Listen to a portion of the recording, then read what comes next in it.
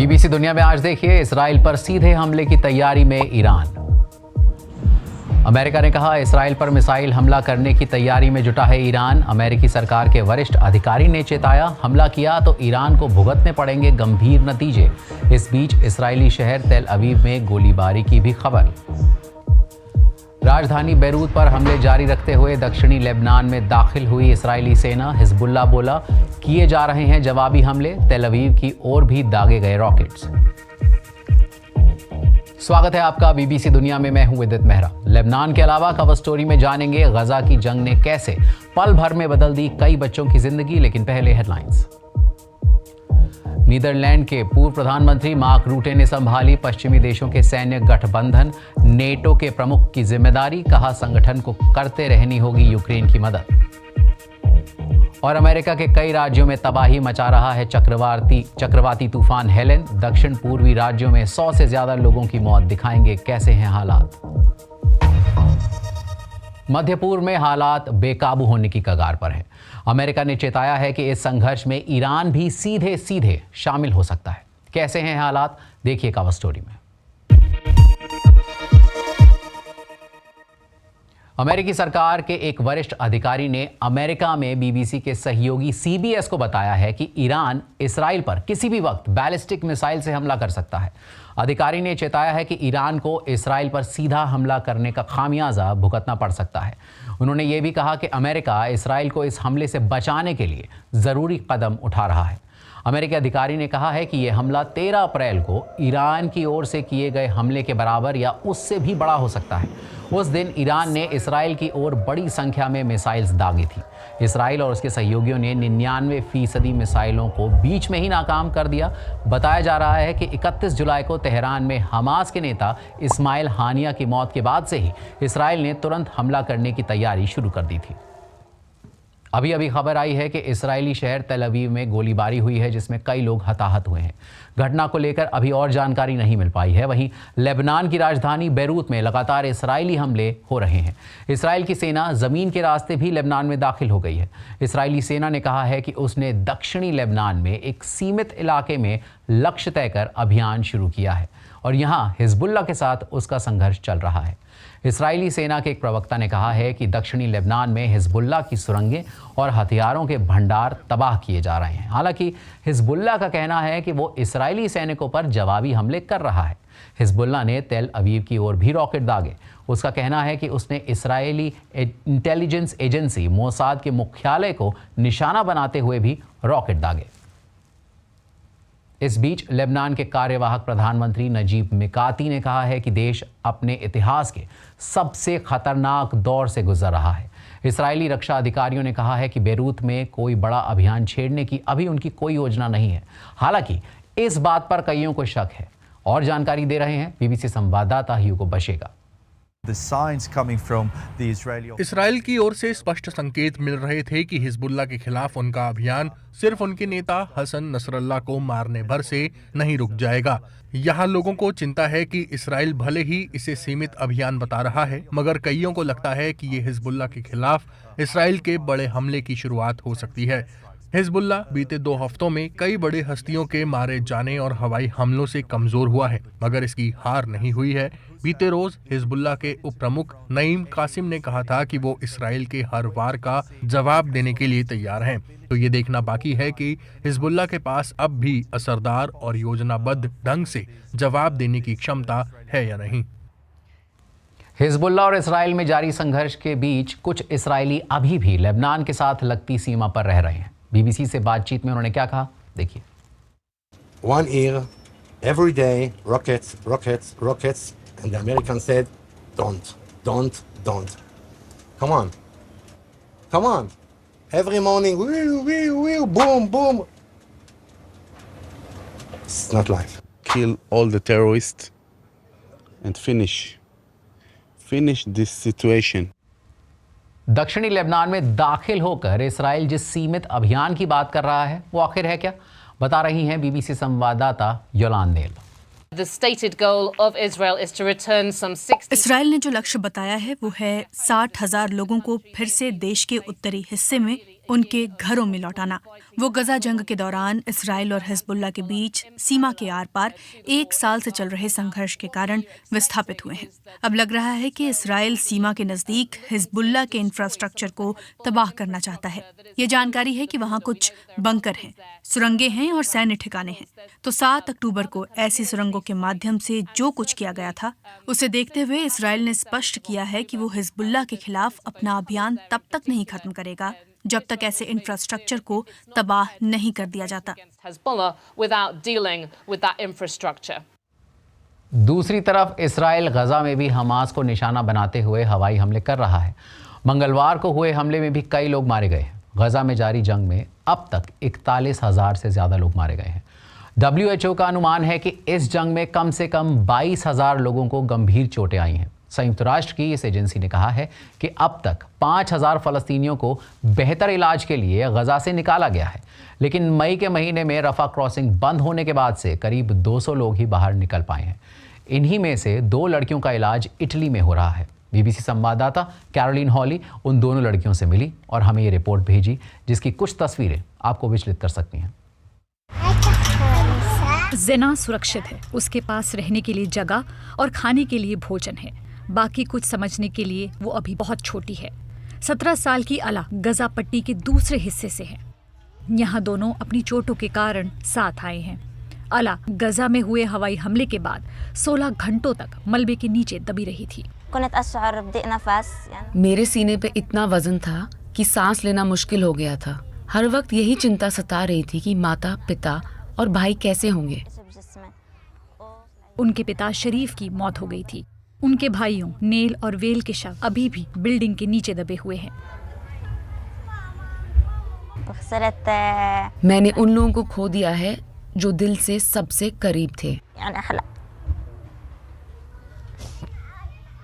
ज़ेना और उसके परिवार को 2 बार भागना पड़ा था। जब वो सुरक्षित कहे जाने वाले अल मवासी इलाके में थे, तभी पास में हवाई हमला हुआ।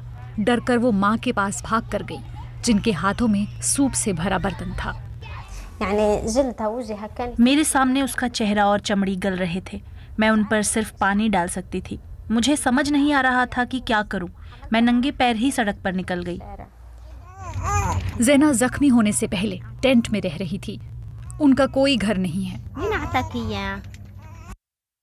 जब ज़ेना को निकाला गया, उनके पिता को गजा में ही रुकना पड़ा। मई में उनकी दादी की कैंसर से मौत हो गई। शाइमा को ज़ेना के भविष्य की बहुत फिक्र है, लेकिन वो अपना डर छिपा लेती हैं। इसलिए ज़ेना को माँ से मिलने वाले बेपनाह प्यार के अलावा कुछ और नहीं दिखा। मैं बस इतना चाहती हूँ कि ज़ेना का इलाज हो जाए, ताकि वो मानसिक तौर पर बेहतर हो सके और खौफनाक यादों को भुला सके। मैं चाहती हूँ कि वो खेले, दौड़े और खुश रहे। अगले कुछ महीनों में डॉक्टर ज़ेना की जांच करेंगे, मगर डॉक्टर कितने भी अच्छे क्यों ना हो, इलाज आसान नहीं होता। डॉक्टर ब्रूनो ऑपरेशन करेंगे, मगर उससे पहले कई महीनों तक ज़ेना को फिजियोथेरेपी का दर्द सहना होगा। ये अला हैं। उनके पैरों पर जलने के जख्म इतने गहरे हैं कि नसों को भी नुकसान पहुंचा है। और डॉक्टर ब्रूनो को ये खबर उनके सामने रखनी है कि वो अब कभी भी ठीक से नहीं चल पाएंगी। हम उनका हौसला बढ़ाने के लिए फिर से उनके पास आइसक्रीम लेकर गए, मगर हकीकत बहुत कड़वी होती है। जैसे कि चंद सेकंड्स में आई चोट ने इन बच्चों की जिंदगी पर हमेशा के लिए असर डाल दिया है। और अभी अभी इजरायली सेना ने कहा है कि ईरान ने कुछ देर पहले इसराइल की ओर मिसाइलें दाग दी हैं। पूरे इसराइल में हवाई हमले के सायरन बज रहे हैं। बात अमेरिका की। वहां नॉर्थ कैरोलिना में चक्रवाती तूफान हेलेन तबाही मचा रहा है। दक्षिण पूर्वी अमेरिका में इस तूफान की वजह से कम 130 लोगों की मौत हो गई है। देखिए BBC संवाददाता कार्ल नासमैन की रिपोर्ट। यह ऐसा इलाका है जहां तूफान आते रहते हैं, पर दक्षिण पूर्वी अमेरिका में जो तबाही मची वो अलग ही दर्जे की है। सबसे ज्यादा लोग यहाँ नॉर्थ कैरोलिना में प्रभावित हुए हैं। इसके उत्तरी हिस्से में बस कुछ ही दिनों में करीब 5 महीने के बराबर बारिश हुई और यहाँ रहने वालों का कहना है कि उन्होंने ऐसा पहले कभी नहीं देखा। घर और सड़कें सब तबाह हो गए। पहाड़ी शहर एशफील्ड खुद को बाढ़ और मलबे से उबारने में लगा है। 6 राज्यों में 100 से ज्यादा लोगों की मौत हुई है, जिनमें से कम 40 लोग अकेले नॉर्थ कैरोलिना काउंटी से हैं। बचाव कर्मी अभी भी सैकड़ों गुमशुदा लोगों की तलाश में जुटे हैं। अमेरिकी राष्ट्रपति जो बाइडेन ने ऐलान किया है कि वो बुधवार को उत्तरी कैरोलिना का दौरा कर वहां हुई तबाही का जायजा लेंगे। बहरहाल जिस राहत सामग्री का उन्होंने वादा किया था वो यहां पहुंचने लगी है। इससे पहले कई दिनों तक कुछ शहरों के पास पीने के लिए साफ पानी तक नहीं था। ये हमारी सोच से ज्यादा बुरा निकला। हम ऐसी स्थिति के लिए तैयार नहीं थे। हमें पहले भी चक्रवाती तूफानों की चेतावनी मिली है और वो जब आते हैं तो तूफान के साथ बारिश होती है, पर इतनी तबाही नहीं होती। हमने पहले इस तरह की बाढ़ और तबाही नहीं देखी। Millions of Americans are without power. Thousands of families have lost their homes. चक्रवाती तूफान के जाने के बाद अगला तूफान राजनीतिक हो सकता है। अमेरिकी राष्ट्रपति चुनाव के लिए डेमोक्रेटिक पार्टी की उम्मीदवार कमला हैरिस ने वेस्ट कोस्ट में अपने कैंपेनिंग इवेंट्स को स्थगित कर दिया है। अब वो इमरजेंसी ब्रीफिंग के लिए वॉशिंगटन जा रही हैं। दूसरी तरफ अमेरिका के पूर्व राष्ट्रपति डोनाल्ड ट्रंप बाढ़ प्रभावित राज्य जॉर्जिया में थे। ये राज्य 5 हफ्तों बाद होने वाले राष्ट्रपति चुनावों के लिए एक अहम राज्य होगा।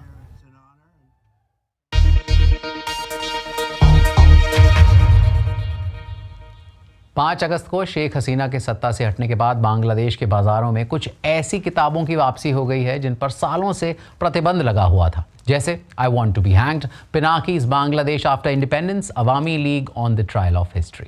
लेकिन अब अचानक ही इन किताबों की मांग क्यों बढ़ गई है? देखिए बांग्लादेश से आई इस खास रिपोर्ट में। नीलखेत की बुक मार्केट में इस किताब की 1 लाख कॉपीज बिक चुकी हैं। किताब में शेख हसीना के खिलाफ चीजें लिखी थी, इसलिए उन्होंने इस पर प्रतिबंध लगा दिया। अवामी लीग सरकार के कार्यकाल में जिन किताबों पर बैन लगा था अब वो फिर से बिकने लगी हैं।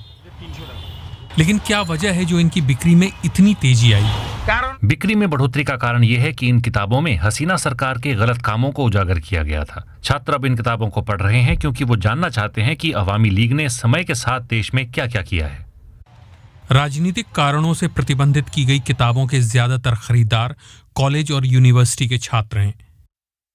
कई लोगों का कहना है कि अगर आप ये किताब पढ़ते हैं तो आपको वास्तविक इतिहास का पता लगेगा, इसलिए मैं इसे खरीदने आई हूँ। इन किताबों में बहुत जानकारियां हैं और हर किसी को सही इतिहास जानने की ज़रूरत है। हालांकि मैंने पहले खुद इसे पढ़ा और अब अपने बच्चे को गिफ्ट करने के लिए इसे दोबारा खरीदने आया हूं।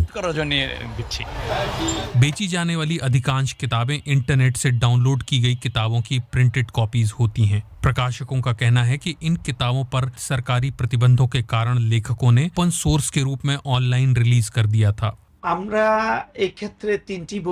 हमने ऐसी 3 किताबें प्रकाशित की हैं जिन पर ऑनलाइन प्रतिबंध लगे हुए थे। हमारे प्रकाशकों ने अब तक 20,000 से ज्यादा कॉपीज बेच दी हैं।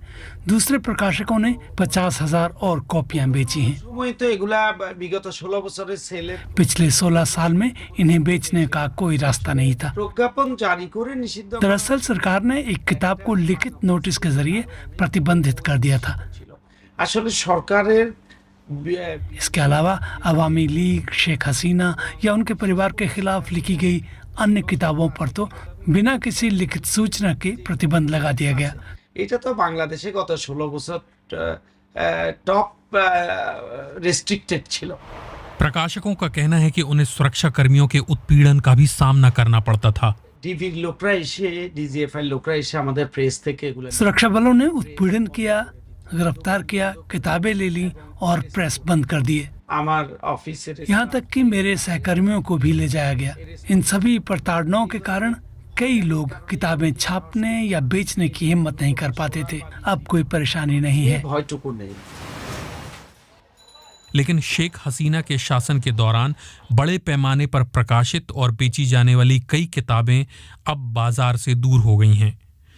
जो किताबें हसीना सरकार के दौरान प्रकाशित हुईं, वो अब सामने नहीं रखी जा सकती। पहले शेख मुजीब की न्यू चाइना और उनकी अनफिनिश्ड बायोग्राफी की अच्छी खासी बिक्री होती थी क्योंकि सरकारी नौकरी की तैयारी करने वाले छात्र इन्हें पढ़ते थे और इन किताबों से सवाल भी आते थे। पुस्तक विक्रेताओं का कहना है कि शेख हसीना के कार्यकाल में जिन किताबों पर प्रतिबंध लगा हुआ था वो चोरी छिपे बहुत महंगे दामों पर बिका करती थी, लेकिन अब कोई रोक नहीं तो इनके दाम कम हो रहे हैं। और अभी खबर आ रही है कि ईरान की ओर से मिसाइल दागे जाने की पुष्टि करते हुए इसराइल ने लोगों को बम शेल्टर में छिपने के लिए कहा है। ताज़ा अपडेट्स के लिए लॉग ऑन कीजिए BBC हिंदी की वेबसाइट और ऐप पर। आज के लिए बस इतना ही।